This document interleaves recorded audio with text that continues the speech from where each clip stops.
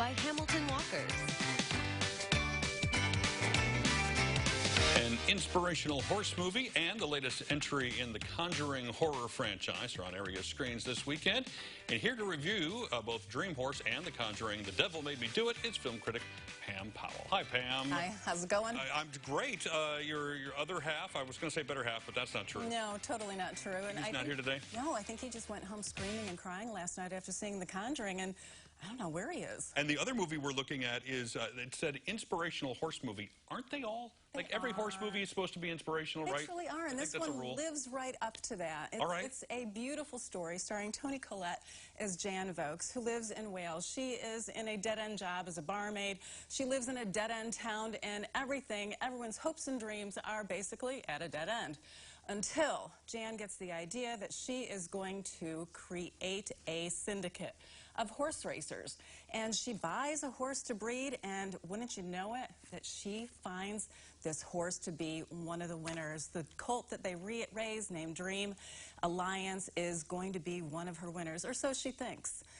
Together with this real misfit group of townspeople, they band together and they try to make their dreams come true. This is a very predictable story, but you have to keep in mind that this is based on a true story about Dream Alliance.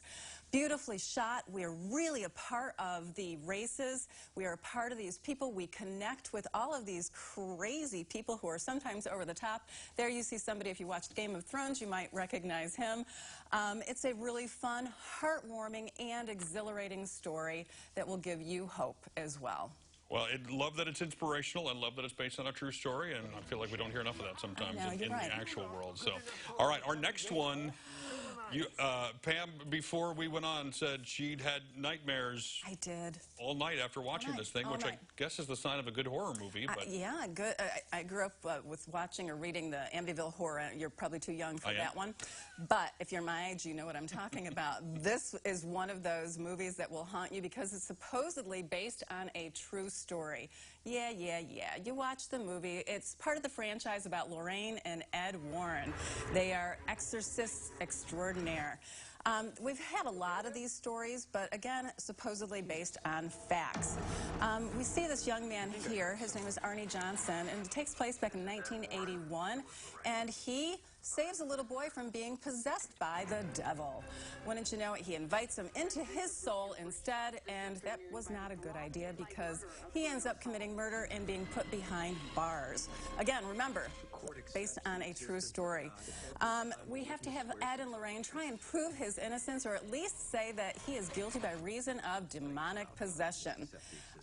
This is got a lot of lightheartedness, too. It's kind of a roller coaster ride. There's some comedic elements, which is a lot of fun. There's also some pretty scary elements in this as well. It gives you those jump scares. And I have to say, we saw this on the big screen in the theater, and this is the way to see this movie. This really brings you into the plot, and you hear people reacting. You laugh at yourself for jumping when you see a scene like this little boy who sees this crazy thing happen right there. And when the credits roll and you see what actually happened, that's the part that is actually the scariest. This is a very familiar story. We know what's going to happen, but when you see those end credits roll, that's what haunted me last night, and I got zero sleep because those little devils were in my dreams. Well, we never would have known it. You seem wide awake today. Right. Well, makeup does a lot. The great news is that as scared as you were, we gave like 10 other people the chance to be scared too through the contest that you guys had on your website. And maybe Chuck will show up and he won't be missing anymore. But the winners of the Conjuring, you will get a message tomorrow in your Facebook messaging. Barb Shell Myers, Scott Dennison, James Jones, Doug Getz, JJ Julius Gramlich, Valerie Peterson Bach, Tamarie Klinsbeck, David Tietz, Randall Soland, and Gwen Gastworth. You won 2 tickets, I believe, to see The Conjuring in theaters. And then we have another contest coming up. You guys are a fountain of good news. I know. It just does not end. We've got a great movie coming up, In the Heights, and it's a great musical. You'll want to see this on the big screen as well. And we have 10 Fandango codes to give away for this one, as well as a huge prize package, which includes an H&M gift card, Fandango code, Foot Locker gift card. I mean, there are so many gifts that I couldn't even list them all. All right, and that's all through the website and Facebook page? All through our website and Facebook page. Check it out tomorrow. All right. Well, and you are on the morning show again tomorrow? I am. Okay. Well, we will see you there. And you should check out both their website and Facebook page and enter this next contest. We will connect you with all of that information on our Facebook page as well. Brian, we're just giving stuff away left and right. Today's CI Giving is sponsored by Dis and Dat Barbecue in Rantoul. They're giving away a $25 gift card. Just go to CILiving.tv, click on the contest tab, then select CI Living, CI Giving Sweepstakes. Your keyword today is dinner. 1 entry per person, and we will announce our winner around 4:56. Coming up next, discover how U of I Vet Med is working with first responders and their canine partners when it comes to medical emergencies in the field. Stay with us.